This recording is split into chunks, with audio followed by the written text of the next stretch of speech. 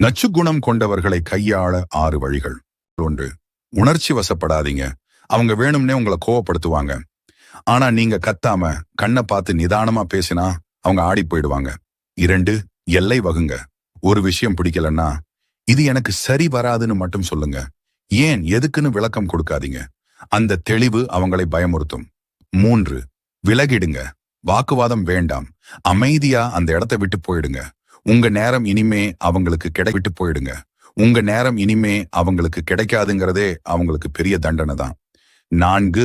மர்மமா இருங்க. எல்லாத்தையும் எல்லோர்கிட்டையும் சொல்லாதீங்க. உங்க தனிப்பட்ட விஷயங்கள் அவங்களுக்கு தெரியலன்னா அவங்களால உங்களை ஒன்றும் பண்ண முடியாது. 5.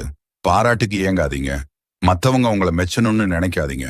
உங்க மதிப்பு உங்களுக்கு தெரிஞ்சா போதும். 6. கண்டுக்காதீங்க. அவங்க ஆடுற நாடகம், பழி போடுறது எதையும் கண்டுக்காதீங்க. உங்க மௌனம்தான் அவங்களுக்கு பெரிய அடி.